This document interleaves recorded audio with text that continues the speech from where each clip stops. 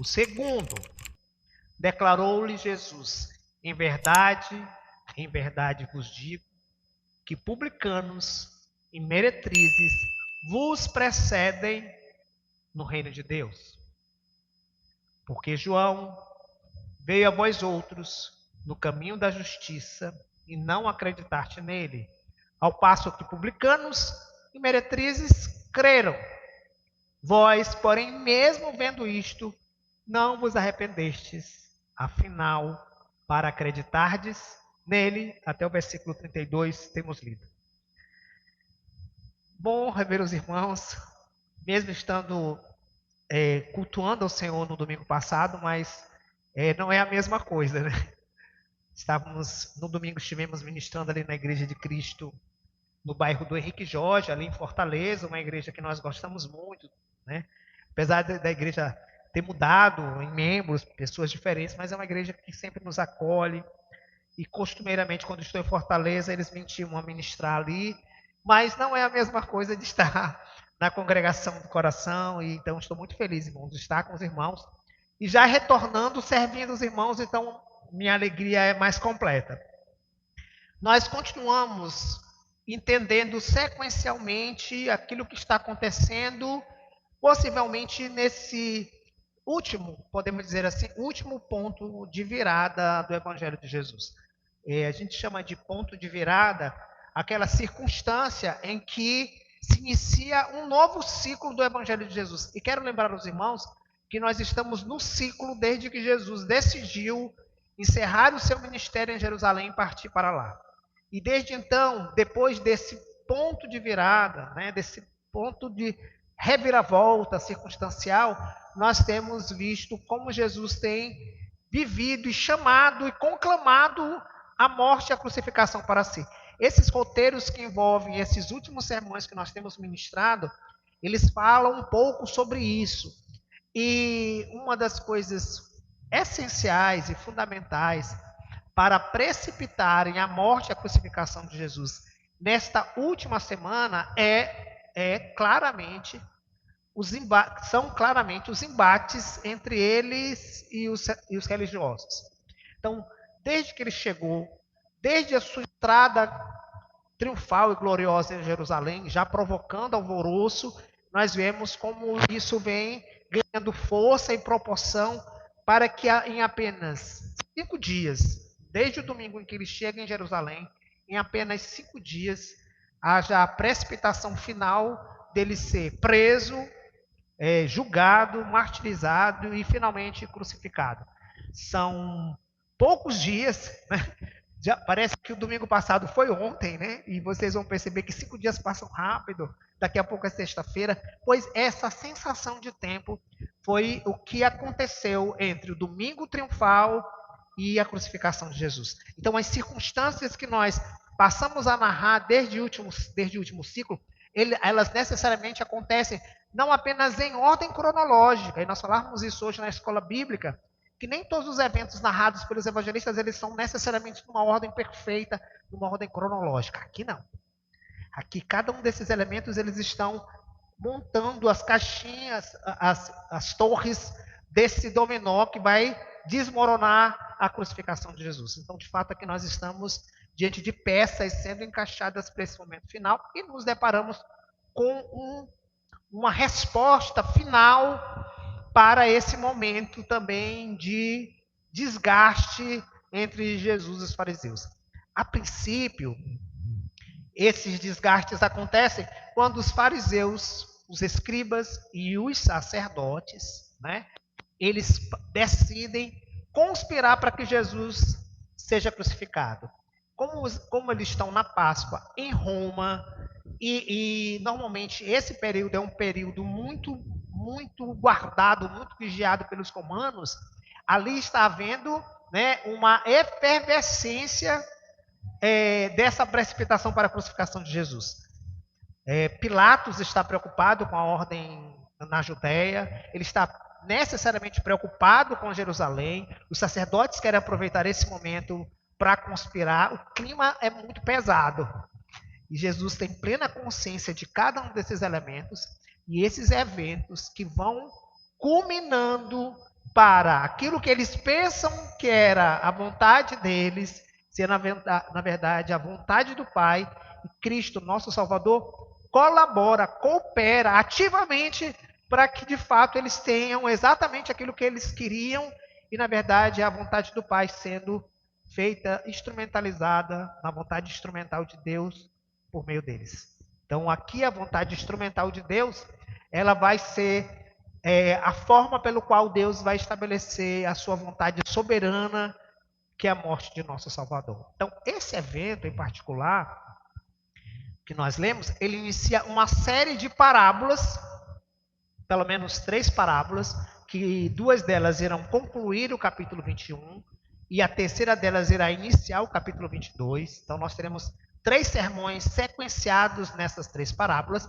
mas todas elas dizem respeito a um mesmo momento de acirramento desse embate entre Jesus e os fariseus. E como é que começa esse texto, versículo 28? Leiam comigo. Como é que começa esse texto? Ele parece do nada, ele surge do nada, ele não cai no nosso colo por acaso. Eu quero lembrar os irmãos do último sermão que antecedeu aquilo que nós estamos ministrando. Jesus é questionado, ele é inquirido sobre com que autoridade ele, pregava ou seus discípulos pregavam, e aí Jesus respondeu, com uma pergunta. Se vocês me disserem com a autoridade de quem João Batista pregava, de Deus ou dos homens, eu respondo a pergunta de vocês. E eles dizem, bom, nós não podemos responder essa pergunta, porque se nós dissermos que foi de Deus, João Batista testificou dele. Logo, ele também estaremos reconhecendo a sua autoridade messiânica. Se dissermos que a autoridade não vem de Deus, mas do próprio homem, da carne, do próprio João Batista que se fez profeta, essa multidão irá nos engolir vivos. Eles irão nos apedrejar. Antes desse questionamento, eu quero lembrar aos irmãos um outro sermão que antecedeu, que é aquele em que Jesus chega à cidade de Jerusalém e ele fala para a figueira, e a figueira seca e a figueira murcha. Esse sermão de hoje tem a ver com essas 2 circunstâncias.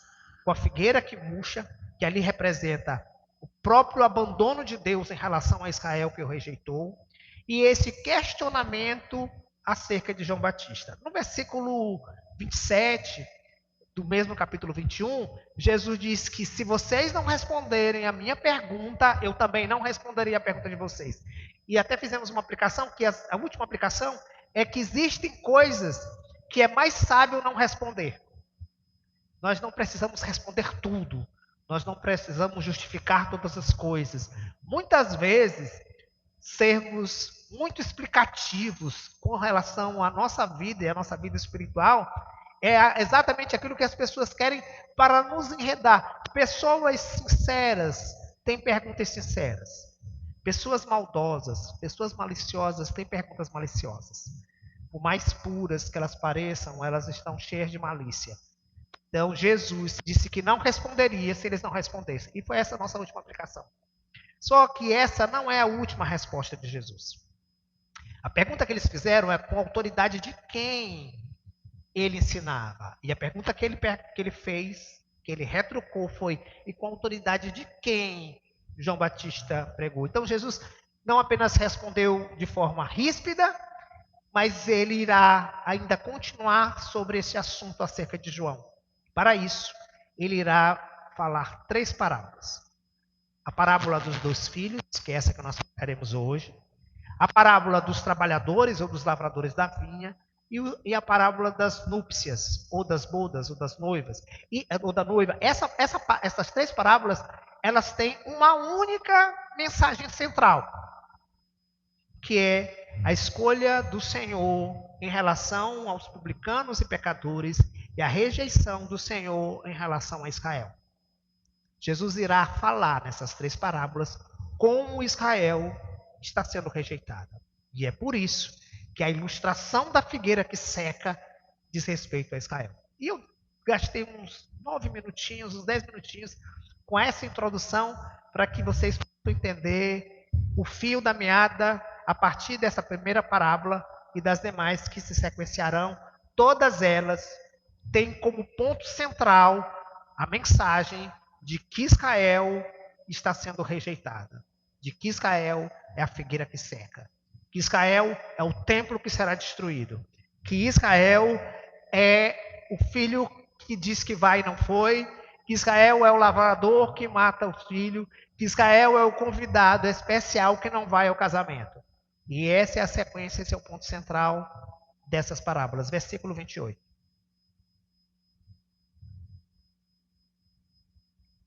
O que vos parece?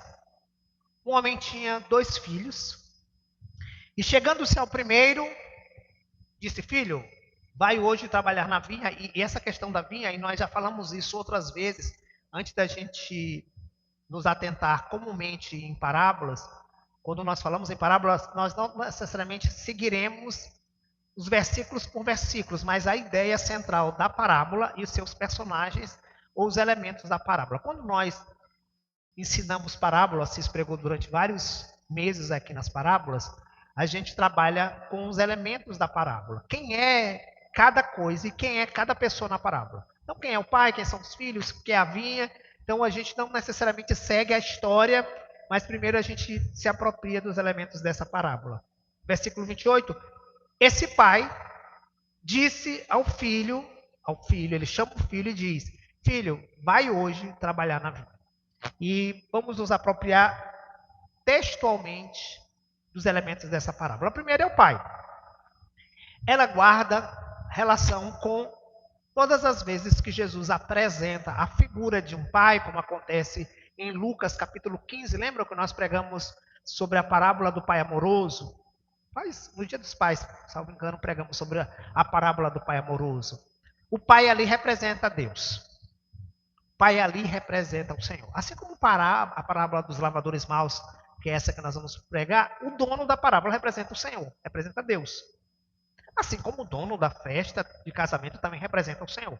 Então, nas parábolas, a figura de maior autoridade representa aquele de quem Cristo veio testificar. Cristo não dá testemunho de si mesmo, ele dá testemunho do Pai. E quando dá testemunho de si mesmo, ele dá como enviado do Pai. Então, obviamente, o Pai dessa parábola é o Senhor Deus, o Criador de todas as coisas. Segundo, o filho que disse sim, né? Versículo 2, e a gente vai e volta. Versículo 29. Ele falou para o filho, e o filho respondeu respeitosamente. Não está aí, é o que estou dizendo, né? Ele disse: sim, Senhor. E isso fala muito sobre para quem Jesus está falando. Claramente, eles eram homens inteligentes. E claramente, alguns deles entenderam que as parábolas diriam respeito à defesa que Jesus fazia do seu relacionamento com os pecadores e com os publicanos. E é claro que dizer que estes filhos responderam respeitosamente e não atrevidamente revela de que fato de que Jesus está falando com filhos que externamente, são respeitosos e reverentes. Lembram da parábola? Parábola não, se bem que existe a parábola também. Lembram da história da figueira que secou, que em Lucas é apresentada como uma parábola, lá no capítulo 13? A figueira, ela é cheia de folhas, e exteriormente ela é reverente, ela é respeitosa, mas ela não tem frutos. Então, interiormente, esse respeito, essa reverência não reproduz, não produz, não apresenta absolutamente nada real. Esse filho é Israel.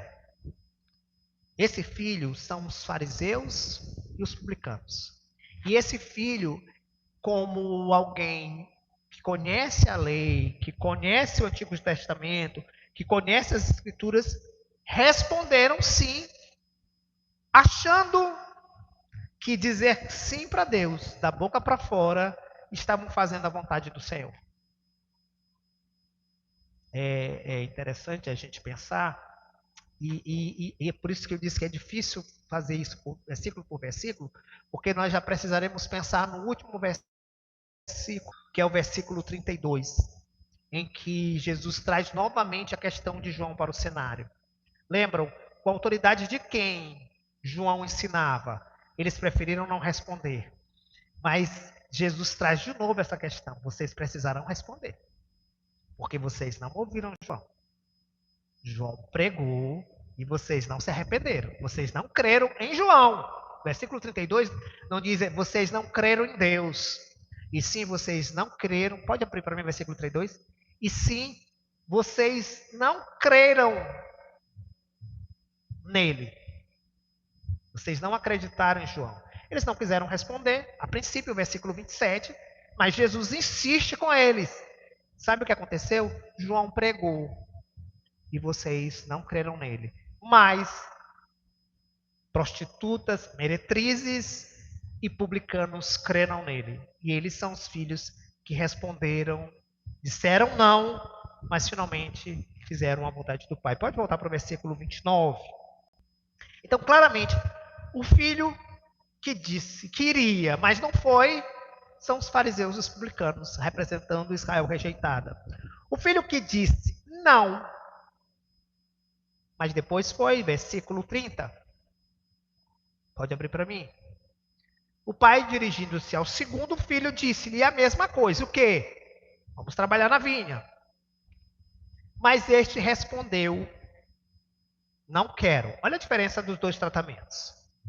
Jesus faz questão, Jesus é um mestre por excelência, tá, gente?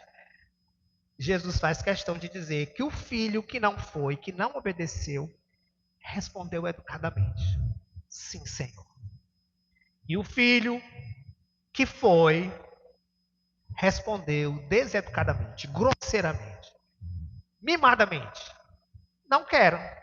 Ele não, nem sequer chama o seu pai de Senhor. Não quero. O pai falou com ele e disse: não quero.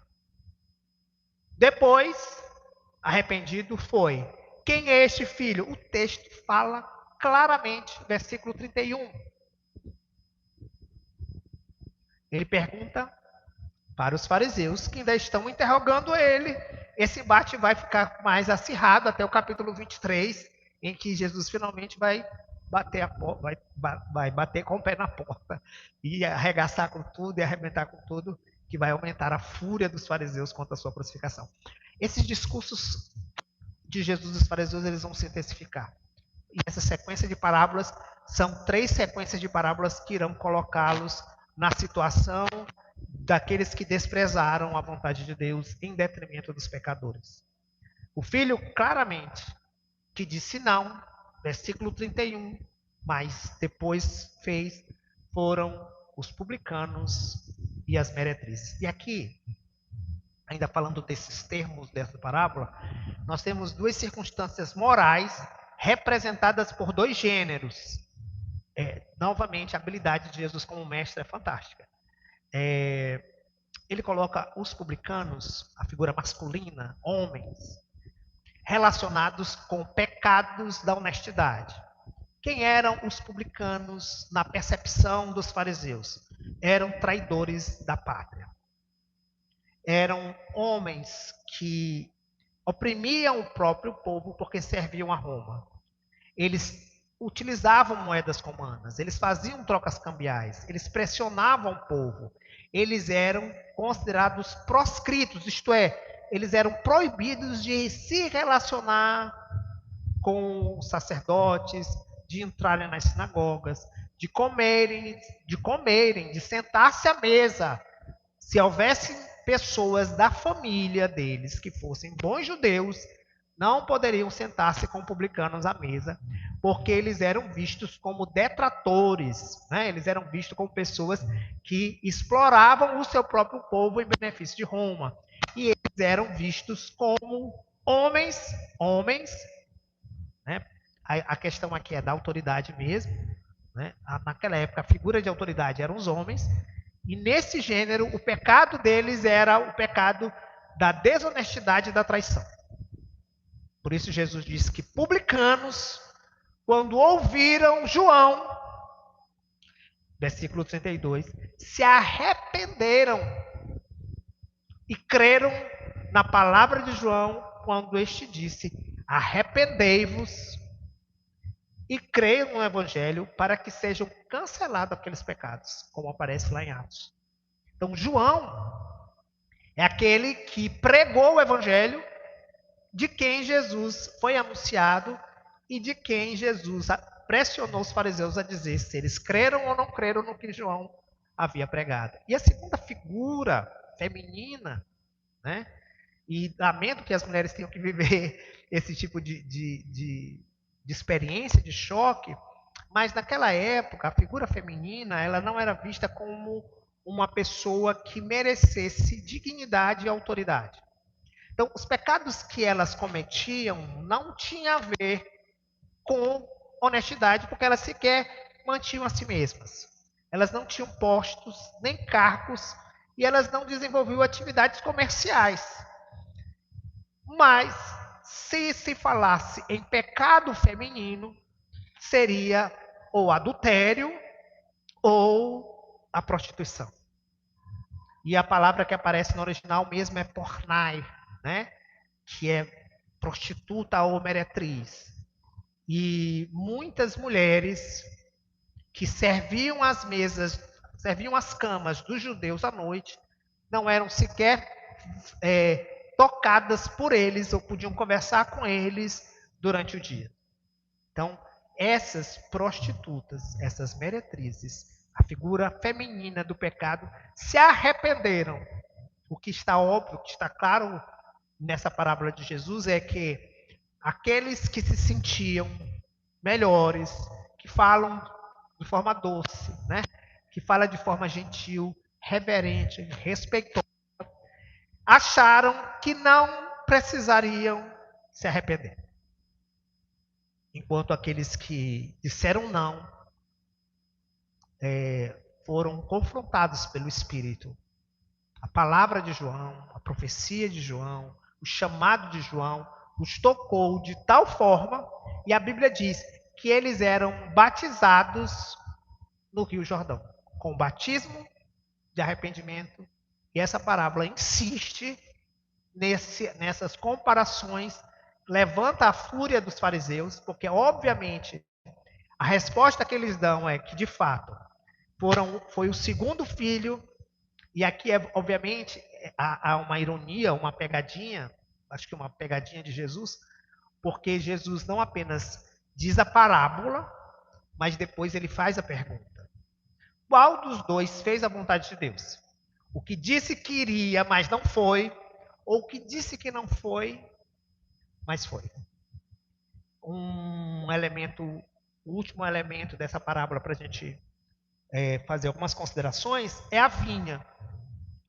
E é interessante dizer que a vinha, em diversos aspectos, em diversas passagens, inclusive nas últimas que nós ministramos aqui,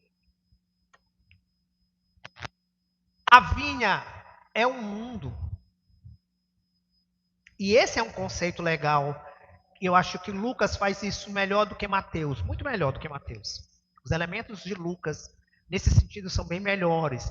O de Mateus são mais sutis, mas dá para a gente entender um pouco do que significa a vinha. Israel foi chamada para ser luz para os povos, luz para as nações. Israel é chamada para ser serva do Senhor, para levar a mensagem do Deus único, único e verdadeiro para todas as nações. Essa é a chamada de Abraão. Em ti serão abençoadas, serão benditas todas as nações. E de fato, este campo, e campo não é no sentido de futebol não, viu gente? Campo é no sentido de lugar de agricultura, né? De roçado. O campo é o mundo. E Jesus diz que os campos estão prontos para a colheita. E o campo é o mundo. A vinha a que se deveria plantar é que o Deus poderoso, Criador de todas as coisas, tem um mundo como a sua vinha. E chama Israel para ser o filho obediente que trabalha nessa vinha para ganhar o mundo. E Israel encheu-se de si mesmo e sentiu-se na sua própria glória, e ele decidiu não entender que ele deveria ser luz para os povos, Israel deveria ser o meio pelo qual os povos deveriam se converter, pelos povos deveriam adorar o único Deus verdadeiro. Israel é o instrumento de Deus para que Deus seja adorado entre todos os povos. O objetivo de Israel era que os povos da terra adorassem ao Senhor. Não é isso que diz o Salmo? Batei palmas, todos os povos, e adorai ao Deus de Israel. Esse era o objetivo. Israel se nega, e isso está mais claro nessa rejeição dos fariseus nessa oposição dos fariseus contra o ministério de Jesus, que chama os publicanos e os fariseus e os publicanos e as meretrizes para isso. E é isso que nós nos tornamos, nós, os gentios, nos tornamos. Somos chamados naquilo que eles rejeitaram. Nós somos chamados a trabalhar na vinha do Senhor. Ide e pregai o evangelho a toda criatura. E esse é o chamado dos salvos. Esse é o chamado da igreja, para que nós trabalhemos na vinha do Senhor. E o que é a vinha do Senhor? A vinha do Senhor não é apenas aquilo que nós falamos. A vinha do Senhor é o testemunho que nós damos. Então, a forma como você trabalha é a vinha do Senhor. A forma como você se relaciona é a vinha do Senhor. A forma como você trata os seus filhos é a vinha do Senhor. A forma como você é, enquanto filho desse Deus que te chama para o trabalho, é a vinha do Senhor. Porque é através desse testemunho que os salvos são chamados, que os eleitos são chamados. Quando você está sendo chamado e não apenas diz sim, mas entende, e isso não está numa das aplicações, por isso eu estou antecipando, e você entende que a sua vida é o chamado para trabalhar na vinha do Senhor, e quando você entende esse contexto. Existem algumas coisas importantes ainda, e esse é um cenário que eu preciso trabalhar, e vou trabalhar muito rapidamente, porque é uma questão teológica, mas ela é bem-vinda. Quando nós falamos de obediência, nós nos reportamos imediatamente àquilo que somos e àquilo que Cristo é. Quando nós pensamos em obediência, em resposta ao chamado de Deus, nós precisamos pensar em algumas coisas segundo as Escrituras. Primeiro, Cristo e Adão. Adão é chamado como filho à obediência. Ele é o primeiro filho, carnalmente falando. Ele foi criado por Deus para obedecer. Porém, o que Adão fez? Ele foi o filho que disse que iria, mas não foi. Quando tentado, ele desobedeceu a Deus. E o fruto é apenas um meio para que o pecado da desobediência aconteça na vida de Adão. Cristo é o filho que obedece. Ele diz: a minha comida é fazer a vontade do meu Pai. Então, Cristo é o filho que obedece e Adão, o filho que desobedece. Entre nós e essa relação com Adão, Adão é o filho que não apenas desobedece, ele nos distribui com a maldição da desobediência. Por isso a Bíblia diz que se pelo pecado de um veio a condenação para todos os povos, também pelo sacrifício de um Cristo, também a salvação para todos nós. E se nós cremos de fato que isso é uma verdade, que de fato em Adão, na desobediência de Adão, todos nós somos condenados, nós precisamos crer também que a nossa salvação não é baseada em nossas obras.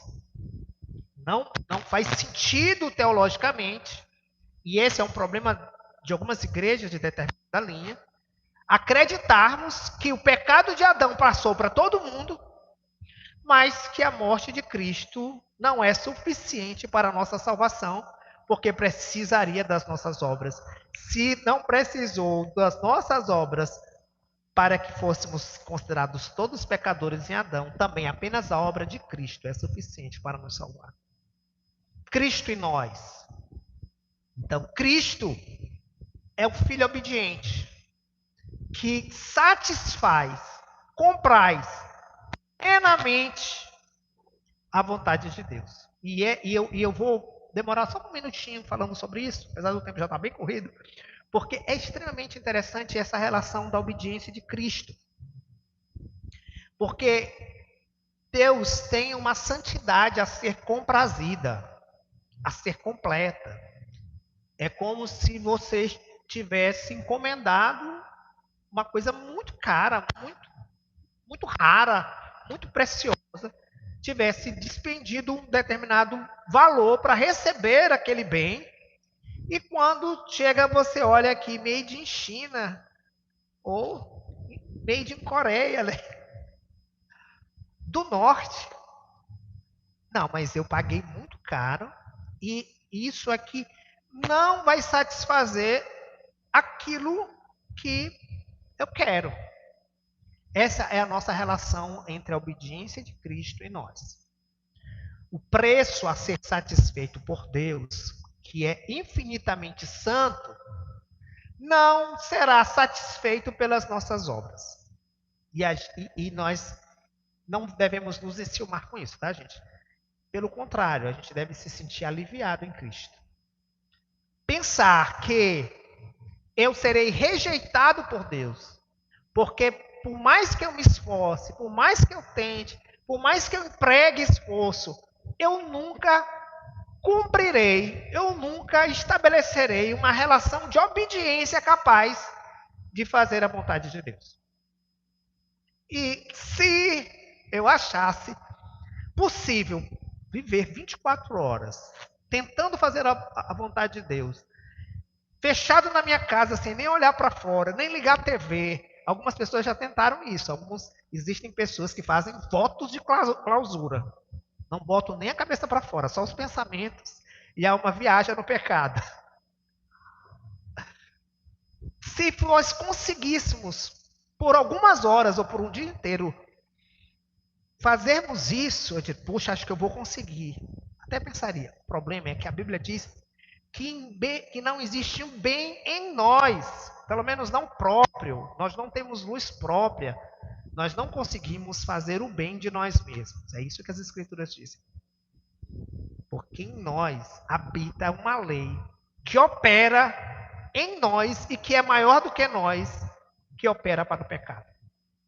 Então, se houvesse a possibilidade, a gente tentaria, mas essa possibilidade sequer existe. E daí a importância de nós entendermos que Cristo é aquele que compraz a Deus. Ele satisfaz a Deus. Deus está satisfeito em seu único filho. Este, não é este. Este filho de Deus. Este é o meu filho amado que me satisfaz. Este é o meu filho amado que me compraz. Poxa, quer dizer que não sou eu? Não, não é você. Quer dizer que não é o pastor? Não, também não sou eu, não. É Cristo. E como é que eu faço para agradar a Deus? Debaixo de Cristo. É por isso que ele diz: tudo que pedirdes a Deus em meu nome, recebereis. E é por isso que ele diz: sem mim, nada podeis fazer. E é por isso que João diz: quem tem o filho tem a vida.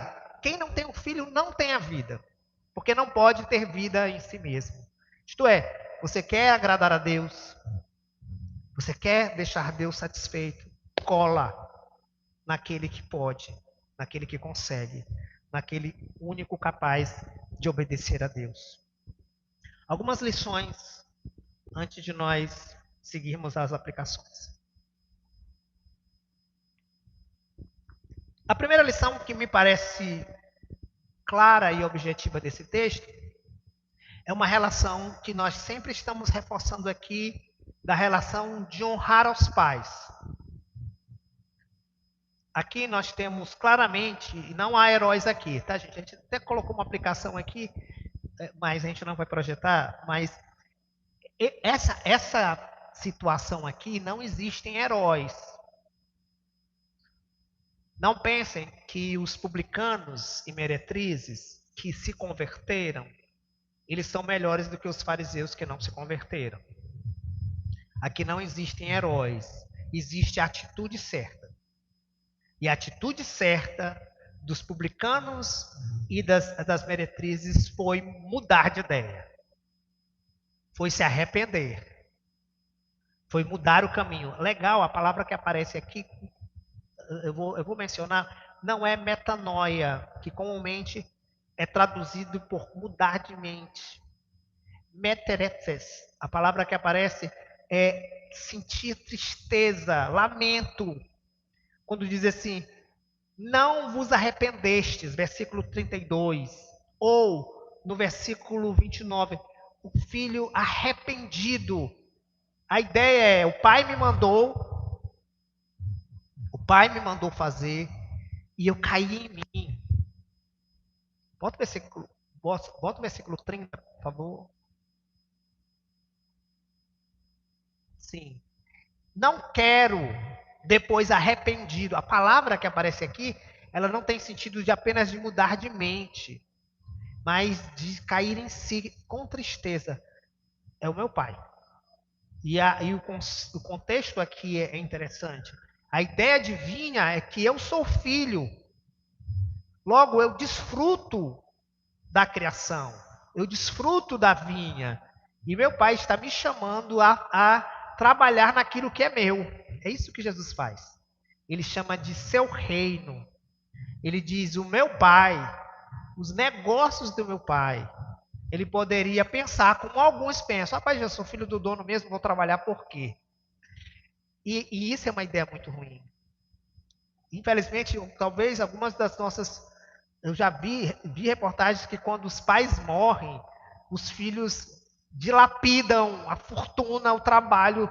Às vezes os pais não tiraram umas férias, não aproveitaram nada, não compraram um carro melhor, não curtiram nada, trabalharam a vida toda. E já viram isso? E quando os pais morrem, os filhos acabam com tudo assim, porque não trabalharam por aquilo, não suaram por aquilo. O nosso Senhor, o nosso Salvador, não tem esse sentimento. Ele trabalha entendendo que o que é do Pai é dele. E é isso que ele tenta passar para os discípulos em João capítulo 17, quando ele diz: assim como eu sou do Pai, vós sois meu. E vós são do Pai. Quando Cristo está nos relacionando ao sentimento de pertencimento com o seu reino.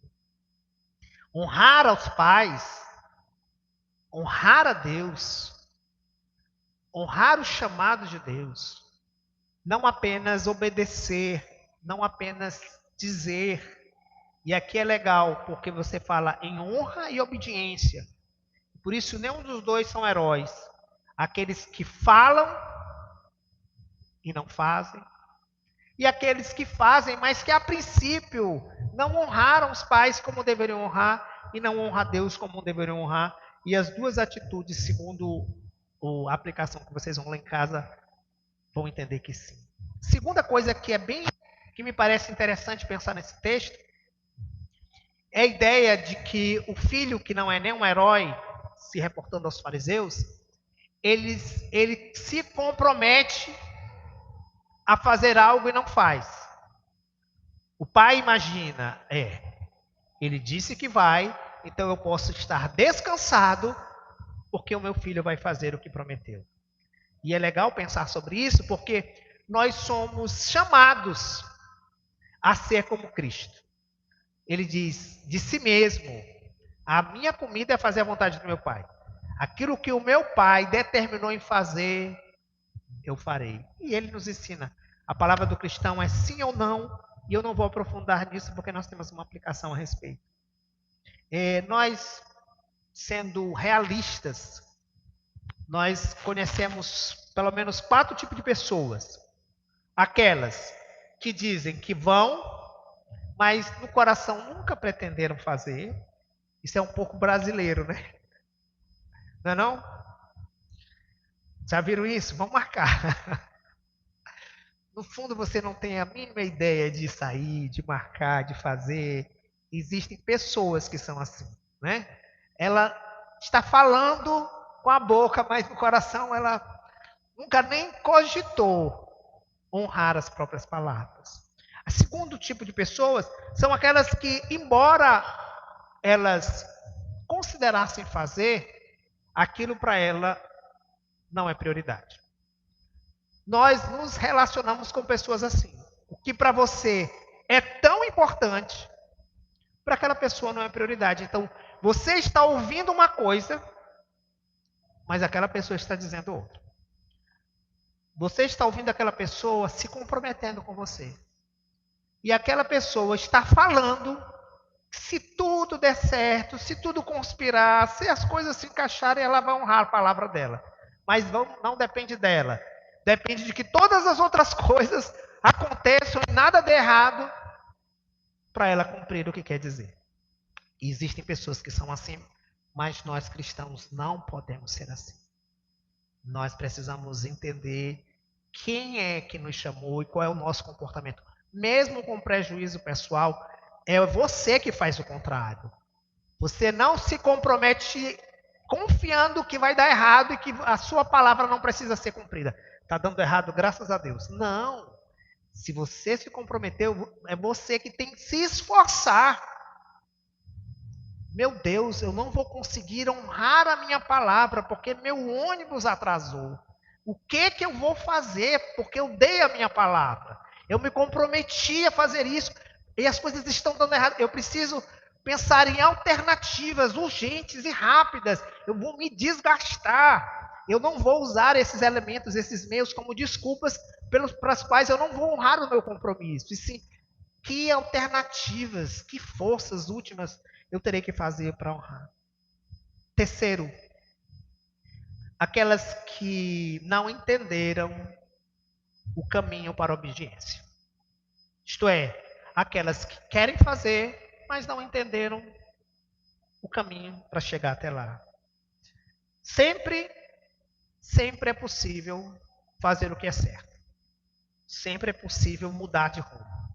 E essa parábola, ela fala sobre isso em última instância. Aqueles que disseram que não fariam, caiu a ficha, mudou a cabeça. O Espírito Santo disse, não, eu disse que não iria. E essa parábola, ela carrega essa informação de forma muito crucial. Se você está vencido pela ideia de que nessa eu nasci, nessa eu vou morrer, eu já estou assim mesmo há muito tempo, não preciso mudar, isso é sobre o contrário. Sempre é possível rever a nossa forma de pensar, a nossa forma de sentir e, acima de tudo, a nossa forma de agir. E por último, Cristo pode nos ajudar, aí sim, a fazer o que é certo, e nós queremos fazer algumas aplicações.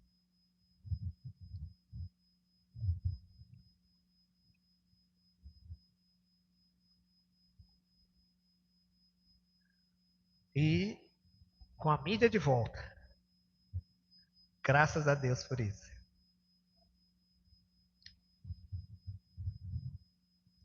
Eu escolhi como tema desse sermão, nós somos o que fazemos. E esse tema é um plágio, tá, gente?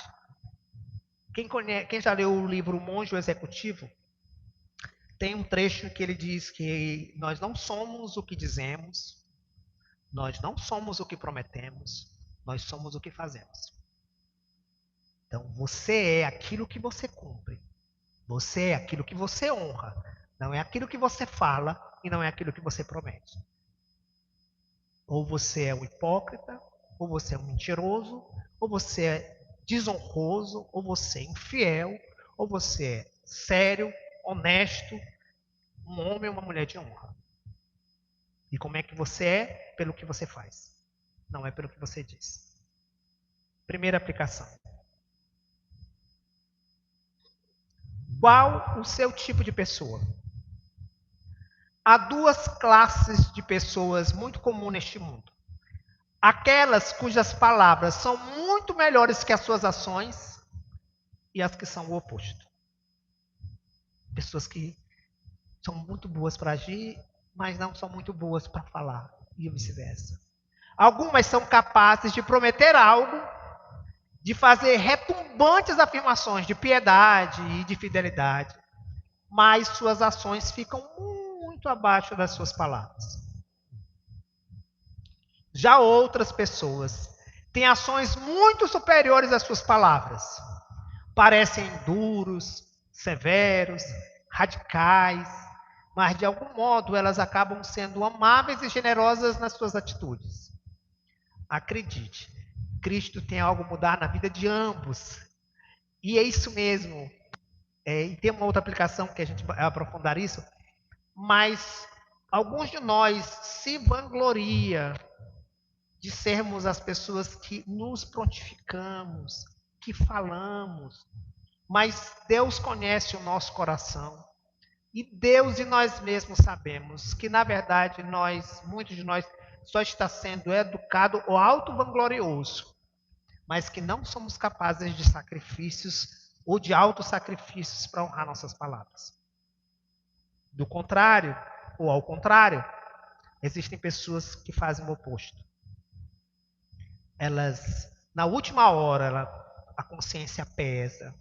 Só que até a sua consciência pesar, você deixou as pessoas órfãos de segurança, de aliança, de lealdade. E você deixou essas pessoas muito tempo sem saberem quem confiar e com quem contar. Ambas precisam mudar e Cristo pode fazer isso. Amém? Deixar as crianças entrarem para a segunda aplicação.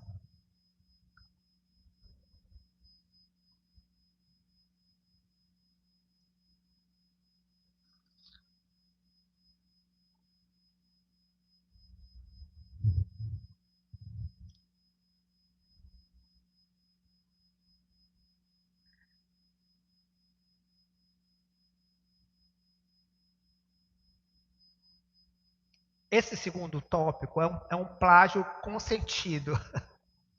Essa é uma frase de Jonathan Edwards no livro A Liberdade da Vontade. É preciso equilibrar o falar e o fazer. Eu vou ler.